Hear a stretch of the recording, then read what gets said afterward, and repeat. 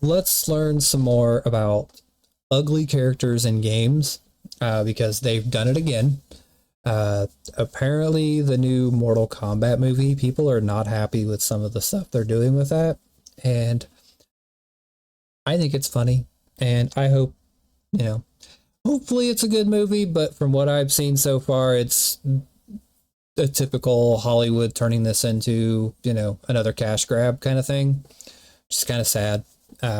Especially like given like recent success as far as like video game adaptations, like as far as like Fallout and Last of Us. I think they could have just done the first season of Last of Us, and then left it alone completely, and it would have been perfectly fucking fine. They should have never touched part two. Part two is nothing but chaos and you know altered opinions about it, but that's just me. What are you gonna do? But I'm gonna go use the restroom real quick, and then when I get back, we'll start this. So give me just a second. Be right back.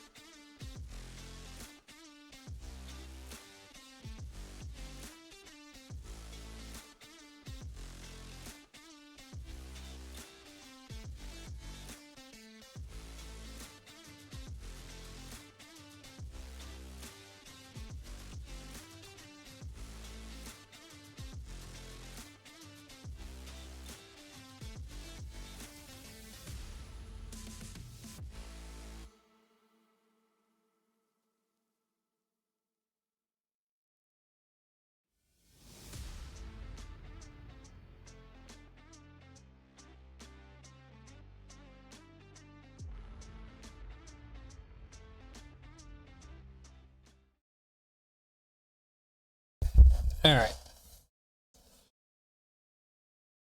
Okay, let's see.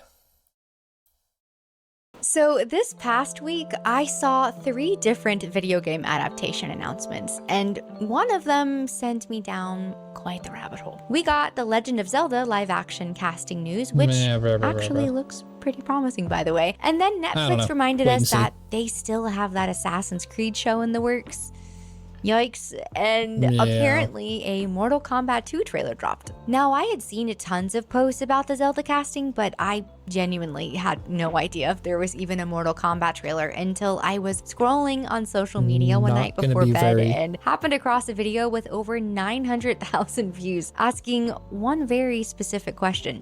Why is Jade bald? I thought, huh? And pulled up the trailer. Basically, that single question sparked the idea for this whole video because it made me think, shoot, here we go again. At this point, I don't know how many times they've done this to us, but I would really, really love for it to stop. So, bald Jade. To be totally honest with you, I'm not a massive Mortal Kombat fan. And like I said, the only reason I even knew this trailer dropped was because my entire timeline just exploded. Everyone was talking about Jade being bald, but even I, someone who isn't all that familiar with the franchise, still know that Jade is a super iconic female character. I've seen her all throughout the franchise over the years, and this whole bald thing... I will tell you exactly why they did it, because I'm pretty sure I have a pretty good guess as to why. Probably because a bunch of feminists and, you know, a bunch of people got in their feelings about it and said that, oh, that's sexualizing women, yada, yada, yada. And that's the reason why you're getting this. And while I definitely don't agree with it, I think it's ridiculous. That's going to be why. They don't want to cause any ruckus amongst your feminists or your activists and cause there to be an issue. So they're going to do this. And they're going to, again, make an ugly chick or somebody that nobody wanted it. Nobody asked for it, but you're getting it anyways. And that's the general gist of it. Yeah. Sad, but it's reality. Was really confusing me. So I did what any reasonable person would do. I went digging through 30 years of Mortal Kombat history. And you know what I found? At no point during any adaptation, any game, anything, was Jade ever without hair. Not once. No. In 3 decades. Here's the kicker. This got so much attention that one of the movie's producers actually responded to a tweet about the whole thing. And his answer was essentially, you'll have to wait and see what the reason is. I'm sorry, what? You developed lore about making her bald? Exactly. I don't know. Is this some sort of... This is a typical Hollywood thing where they make some kind of major change or they make their version of something and then they say, oh, well, there's a reason for it. We've just made it up. No. All you had to do was make a movie about a bunch of people beating the shit out of each other, killing each other, and that would have been a good Mortal Kombat movie. But no, you have to add some kind of weird fucking lore behind it. Something that you've made up, and it's probably going to be some kind of shit excuse or some shit little story about it.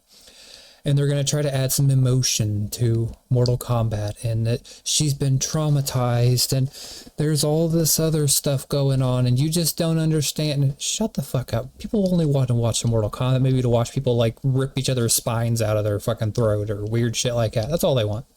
That's all a Mortal Kombat movie should be. That's it. That's all you got to do. You had an easy job. You had one job and you fucked it up.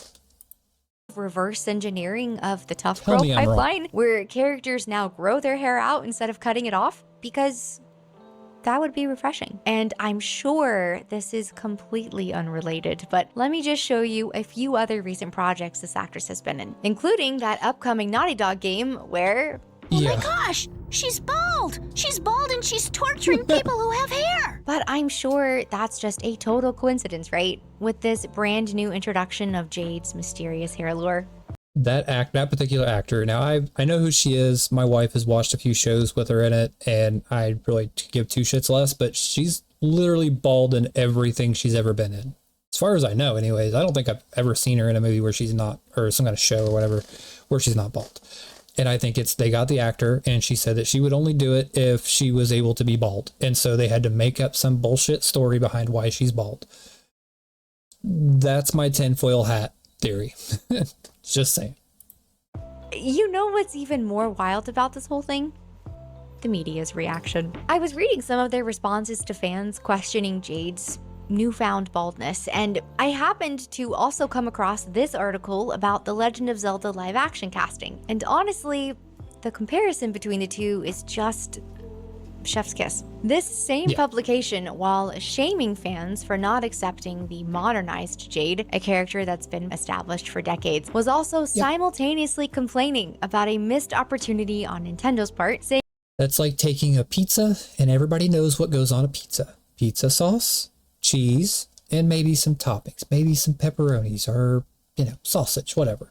Well, no, let's change the pizza entirely. It's been correct for hundreds of years. I know it's not been around for hundreds of years, but still, let's change the pizza completely. Let's reinvent the fucking wheel. And that's what these movie producers and these directors try to do. They try to reinvent the fucking wheel because they think that their idea of something is better than what's been around and been established and been loved for several decades now. But their decision is what's better for it. They have the correct idea. That they should have cast a certain actor for the role of Princess Zelda because it was a perfect match.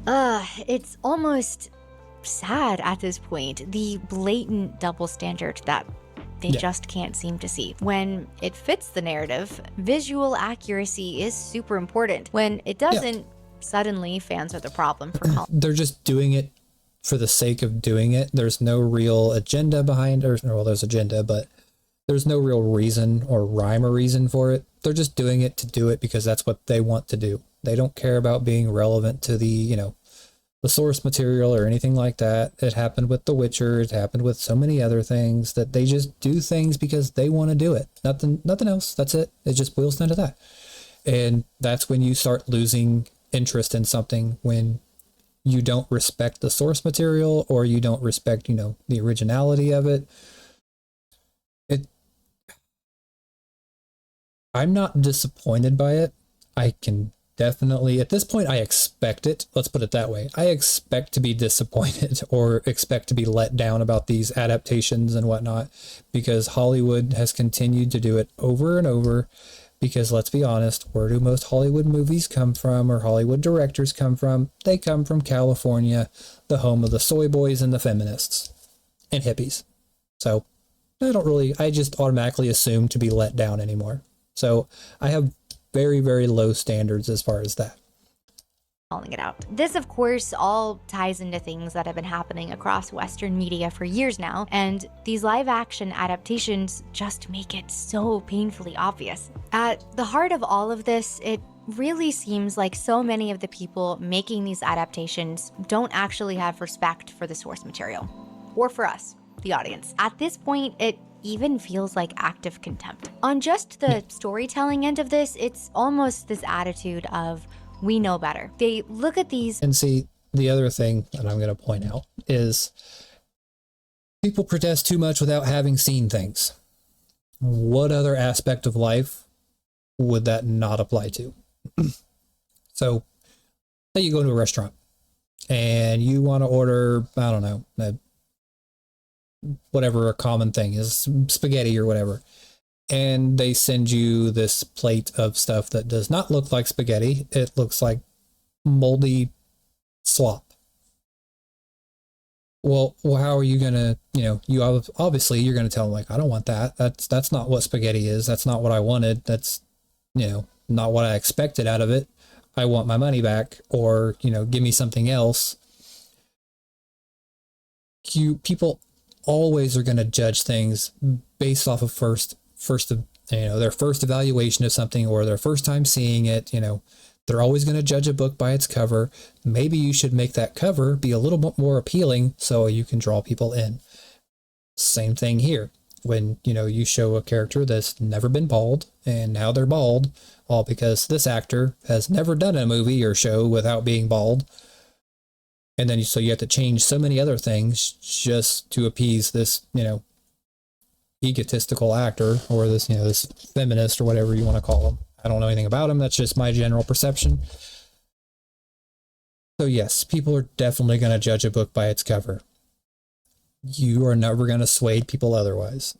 I'm sorry. Telling end of this, it's almost this attitude of, we know better. They look at these beloved characters and worlds that have made billions of dollars and created passionate fan bases, and somehow think, yeah, but we can improve this. We can modernize it. For a while now, that modernizing always seems to mean the same thing. Cramming in some lecture or unwanted ideologies that don't serve the story or characters. They don't do it because it makes narrative sense. They do it because someone decided the original wasn't progressive enough for their mythical modern audience. Here's the thing. We've already connected with these characters and worlds. We already love them just the way they are. We've spent hundreds, sometimes thousands of hours with them. When you improve them by making unnecessary changes or stripping away what made them special in the first place, you're essentially telling us that our love was misplaced, that we were wrong to care about them as they were, and that your new versions are better, that they are actually what we should care about instead. Nowhere is this more obvious than with HBO. Sorry. I think probably one of the worst parts about this is the constant pandering to such a small minority of people. Because let's be honest, the people that are going to go watch a Mortal Kombat movie are a very defined group of people.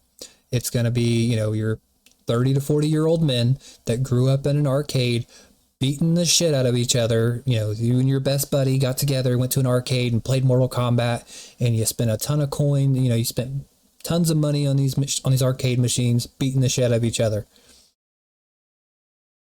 That's who's going to go see Mortal Kombat movies.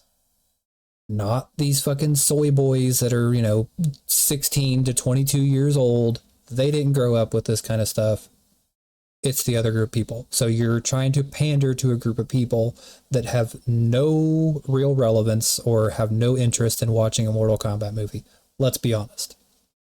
So when you bring in a bald woman instead of this, hot, skimpy dress, Jade that I remember from Mortal Kombat, I've completely lost interest, and you've lost a huge amount of your ticket sales because of it. Let's be honest. The Last of Us. Okay, I know some of you out there enjoyed The Last of Us, and if you did, I respectfully question your taste and ask you to please cover your ears for this next part. I just couldn't get there. And it wasn't just one thing, it was everything. The whole show. Before it even released, This may be a hot take, but I personally think that The Last of Us would have been better if they would have had the proper person play Ellie. Now, I think that this person, I can't remember her damn name, whatever her fucking name is, I think she's fucking ugly, and I don't think she fit, the character of Ellie very well. She might be a decent enough actor to try to do it, but she looks way too fucking, like in the beginning, maybe season 1, she's around that, typical age range, but for season 2 being part 2, which I don't really care for part 2, but that's a different story. She is definitely not the right age range. She looks way too young. And I personally think that Caitlin Denver would have made a much better Ellie, because I know for a fact that she was originally wanted to do the part. And I know that, what the hell's his name? Oh my God, I can't remember his name. What's his face? God damn it. The incest brother from Game of Thrones. I can't remember his fucking name. Oh my God. How do I not remember that name? Jamie Lannister. The guy that played Jamie Lannister originally did audition to play as Joel. And I remember there was like some kind of like clip or whatever. Like it was like a fan made thing or some kind of like testing thing or whatever that they did. Like a trailer of him and Caitlin Denver. I think that would have been like the perfect matchup as far as casting goes. And I think that with Neil Druckmann heading this, it got ruined. Now, I'm not going to say for a fact that that's what happened, but casting is one of those things where you have to get it right. If you don't get the casting right, then the heart isn't in it. These people are not invested the way they should be. These actors don't give a shit. They're just going to give a half-ass, attempt at something. Look at The Witcher. Henry Cavill was the perfect fit for The Witcher, and they botched it because they didn't want to listen to his advice. He was a huge fan of it. When you have somebody that is a huge fan or is truly invested in something, they're going to put 110% effort, maybe even 1,000% effort into it. So for them to basically screw the pooch and get him to quit, they screwed the entire franchise. Now, they screwed the franchise in more than one way because they did not respect, the actual source material, but that's a different question. Now, versus this, the actual script and the storyline for The Last of Us did, for the most part, follow the source material, like almost to a T, which was nice. That was kind of cool. I liked that. But the casting for it was kind of subpar. Now, at this point, I think Pedro Pascal, or whatever, however you want to pronounce his name, I think he did a good job as Joel. He did okay. Would there have been a better option? Yes. But that's beyond the point. Hey, thanks for the follow. If you're joining me, yeah, I'm giving hot takes, but I don't really care. But yeah, no, I personally, like I said, hot take, I thought The Last of Us Season 1 was okay. Season 2, didn't give a shit for. But that's just me. It could have been better. Hell yes. He could not get behind the casting at all for pretty exactly. much any character. The only person who felt right to me was Marlene. And how could she not? It's the same actress that played her in the game. So, of course, she felt authentic. But the checkbox casting was honestly just the beginning of my issues. Then there were the story changes that made everything worse. How the infection spreads, Tess's death, weird time jumps, and of course the foundational changes made to Joel and Ellie, starting with what they did to Joel's character. Right off the bat, they completely softened him. Game Joel was morally ambiguous, closed off, pragmatically violent. That's what made him so compelling. He wasn't depicted as a hero, but as a multi-layered, complicated man that the player got to know over time. But the show took all of that away and turned him into this weird, emotional, soft, one-dimensional version that had completely lost all of that hard edge. And the biggest problem with this is that by doing that, by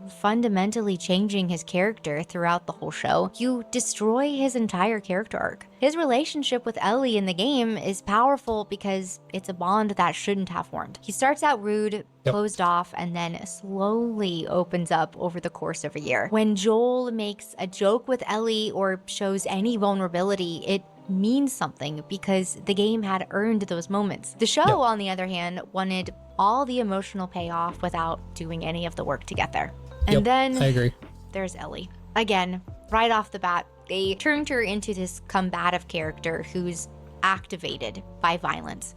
Their word, not mine. The showrunners literally said Ellie gets excited when Joel beats someone to death because it shows their magnets destined to click together. That's just weird and not Ellie at all. Game Ellie is consumed by survivor's guilt. She's terrified of being alone. She's deeply empathetic. She doesn't like violence. She's disturbed by it. And all of this only adds to her development by the time we get into the meat of part 2. Because again, you have this really impactful arc of who she was in the first game versus how much she's grown and changed since then. But the show decided to make a total mockery of all of that. To me, the whole thing felt like character assassination. So again, it's one of those things that I didn't really think of when I was watching the show, and I didn't really do too many comparisons outside of story beats. And so I can definitely see where she's coming from with this. And now that I'm looking back at it, I can definitely see how much they screwed up these characters, as far as from game to show representation. And now it kind of makes me sad because now I can see the show in a different light and I see more of the flaws that was in place.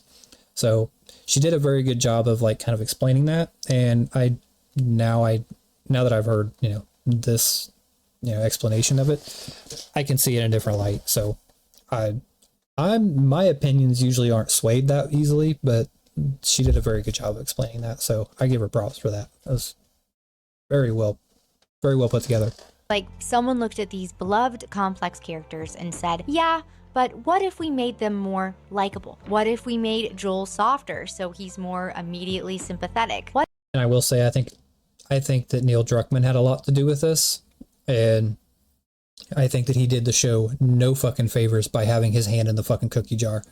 He has been proven to be one of the most arrogant, egotistical, and narcissistic directors I've ever seen in my life. I think he was a much better person as a game developer than a game director, because as soon as he got into directing, he basically forced Naughty Dog's hand into making this game to begin with, because he bombarded them with the script for this game over many, many years until they finally bent the knee. Now, I love the game. I love the first game. The first game is fucking amazing. I have no qualms with the first game. But him being a part of the show, I think it did a lot of detriment to the show itself. I think that he should have only been more of a go-to person as far as like getting information about game related things, and just let Craig Mazin do his thing and leave Neil Druckmann out of this shit from now on. What if we made Ellie more aggressive so she seems stronger? Like, why? If that's totally different from the actual characters they're supposed to be. Yeah. Why are we doing that? And I think this really came to the surface in season 2 because it became so clear that this wasn't. That is who should have been Ellie in the show. My personal take, I don't care what anybody says, I think that she would have been amazing as Ellie. So, it is what it is. You can dream and wish, but it never happens. Wish in one hand, shit in another. Just about adapting the story. It was this active contempt and disrespect for the original work. And honestly, for the audience too. The Last of Us isn't the only one. Look at the Borderlands movie. They completely missed on the casting, story development, and irreverent tone that made those games special. Or the Halo show, where they I have not seen, oh god, the Halo show. Borderlands was a blatant, bit on everything related to the game. They didn't give a shit. They just did their own fucking thing, made up everything, and then just put a bunch of big name actors into it, hoping it would sell. When you have these large IPs, especially like Borderlands, Halo, Last of Us, all this kind of shit, if you don't respect your fans and what the fans have come to enjoy, you're going to flop every time. I'm sorry, but nope. creators openly admitted they hadn't played the games, and then stripped Master Chief of everything that made him iconic, taking his helmet off constantly, making him emotional and rebellious. They turned him into just never taking that helmet some off. guy. It's this pattern of we can improve this that keeps happening, and it's like Doom guy. exhausting. Make a Doom movie. But here's what gives me hope. They did make a Doom movie. I almost forgot. And that's another laughable situation. But I won't go there. Some studios out there actually do get it. We've all seen firsthand that when creators understand what makes these worlds special, when they have genuine love for the source material, you can feel it immediately. Like, I knew literally nothing about League of Legends before Arcane, but I was emotionally destroyed by Vi and Jinx within the... To be fair, it is actually made by Riot and not some other production company. So, yes, it's obvious that it's going to do really well because it's made by the same exact people that make the game. So that's kind of a different subject, but yeah, I can definitely see why Arcane. I mean, Arcane obviously was success because of it. First 3 episodes, and I knew that I was watching something very special. It was so obvious that the people behind the show wanted nothing more than to celebrate the characters that fans loved so much, and that's exactly what happened. Riot, with the help of Squid season 2 was kind of a letdown, though. Care and appreciation into what they created, and across the internet, you will basically find nothing but praise and love for their adaptation. That's what a good adaptation looks like: taking what's already there and building on it with love. The animation was gorgeous, the voice acting was incredible, and every character felt so real and genuine. You could tell how much getting this right meant to Riot. They looked at their game characters and said, how can we show people why we love these characters so much? Or look at Cyberpunk Edgerunners. David and Lucy weren't even I never game did watch characters, that. but it still Maybe I felt should like go back Night and watch City. it All now. that corporate dystopia, the body modification obsession, the way technology both elevates and destroys people. Studio Trigger brought their signature animation style, but completely respected what the world actually is. CD Projekt Red was obviously working with them pretty closely, and by the end, you genuinely cared about characters you'd never heard of before just because of how much respect and care went into telling the story. And then there's Sonic. Sometimes. When that first design dropped with The Sonic movie was a one-off kind of situation where people complained about it and then they went back and completely changed it. You can't use this as like a standard, because this is clearly like a once in a lifetime kind of situation as far as like how much they changed it. So I don't really count this one. But to be fair, I did love the Sonic movie. They did a great job with the Sonic movies. Amazing movies. True to Sonic in every way. So I give them props for this one. Now, the weird rat character that we got before Sonic, glad it didn't see the light of day. That was a thing of nightmares.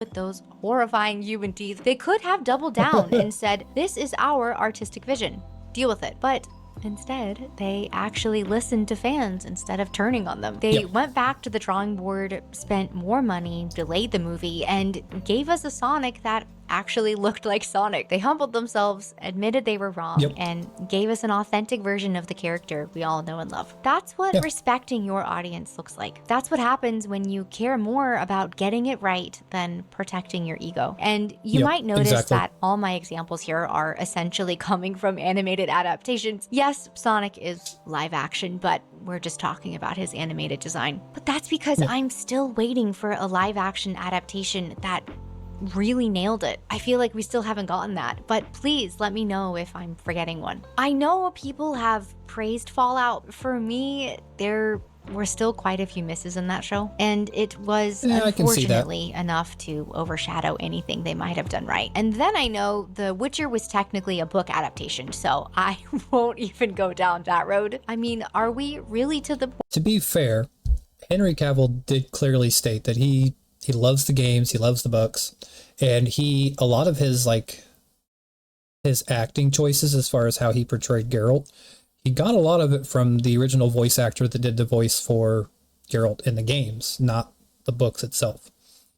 And so even the deep gritty voice, he's even said in several interviews that he just did that for shits and giggles, and they ended up liking it, and he ended up liking it, so it stuck. And I think it was great.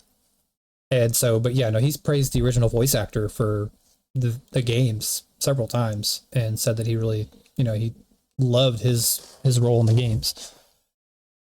And so that's where he drew a lot of his inspiration for the show.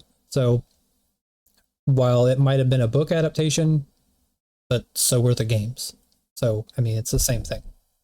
Point where the Minecraft movie is our gold standard for live actions. Getting back on track, this all comes down to respect. Respect for the source material and respect for the audience. Respecting the source material means working with established lore instead of constantly fighting against it. Understanding that these are characters people have spent hundreds of hours with. When you adapt a game, you're not just borrowing names and faces, you're inheriting relationships that fans have built with these worlds. It can be as simple as getting the costume right, keeping a character's signature weapon, understanding their core personality traits, or, making sure they have hair when they're supposed to have hair. Of course, I'm not saying you can't make any changes. I know sometimes you have to adapt things for different mediums, but when you do make changes, they should feel like they're coming from a place of understanding. True. If you can't easily justify those changes to the fan base in a way that makes sense and feels natural, then you're probably missing something important about why people fell in love with the characters in the first place.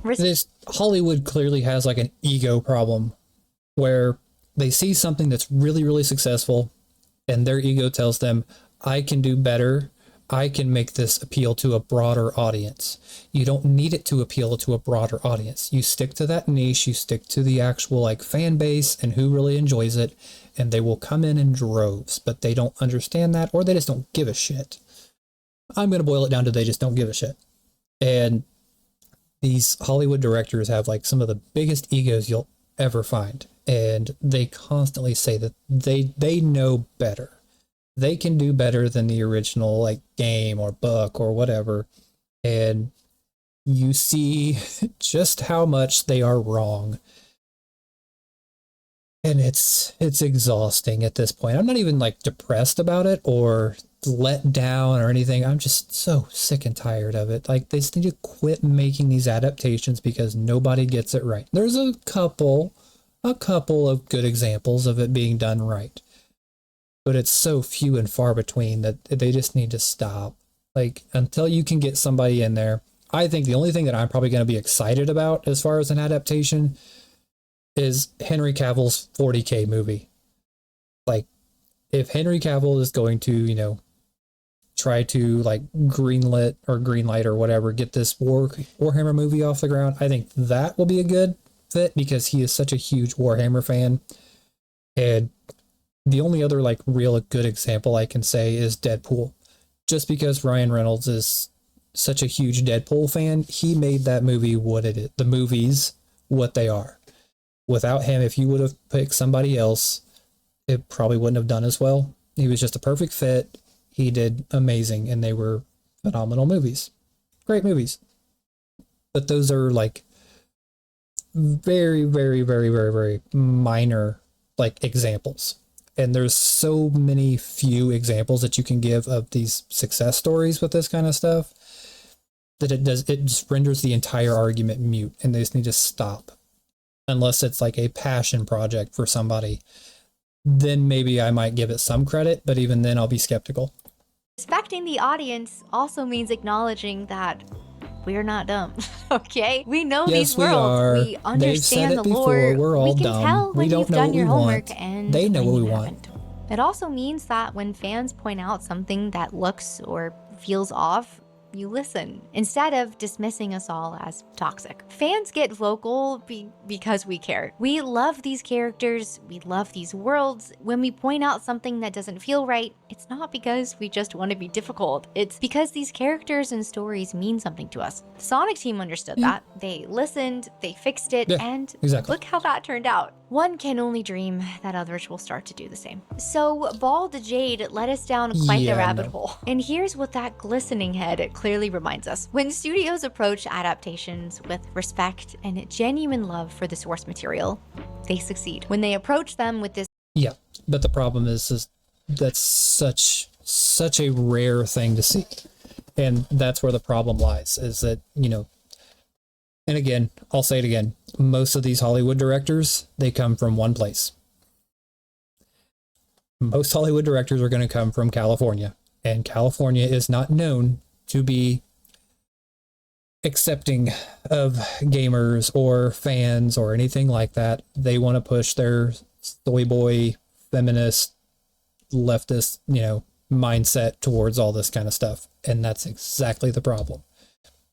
I would love to see some Joe Schmo from, I don't know, like a southern state or something, you know, somebody that doesn't give a shit about any of that kind of stuff and makes this really gritty, down to earth, grounded kind of show. That's what I want to see.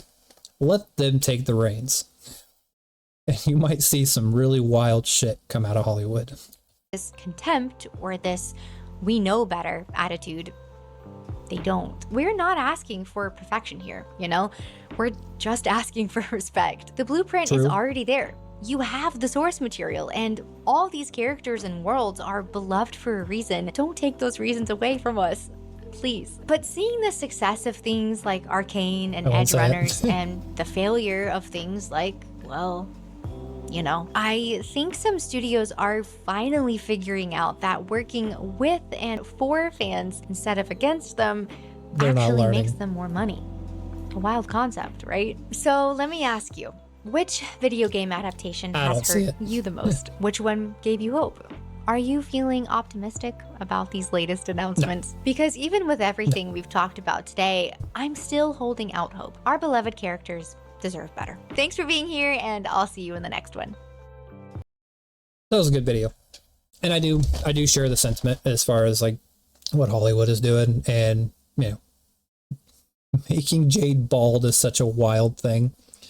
And they're just trying to pander to like that broad audience and try to make their stuff more appealing to women or other people that never played Mortal Kombat or know nothing about Mortal Kombat.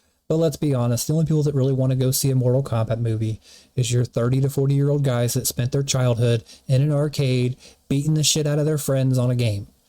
That's all it is. You want to make a good Mortal Kombat movie, stick to the same skimpy looking half-dressed women in Mortal Kombat. Don't change anything about them. Just put them into like a movie format and have them beat the shit out of each other, killing each other like crazy, and then, you know, ripping their spines out of their throats. That's the kind of shit people want to see in a Mortal Kombat movie. You will sell so many tickets, it's not even funny. Like, that's all I would want from a Mortal Kombat movie. So, but yeah, no. These Hollywood directors are so fucking out of touch, it's not even funny. So, but that was a good video. I enjoy it. So I'll go ahead and link in chat. You guys give it a like, give it some love. And she does great videos. I've always liked her videos as far as, you know, what few I have watched.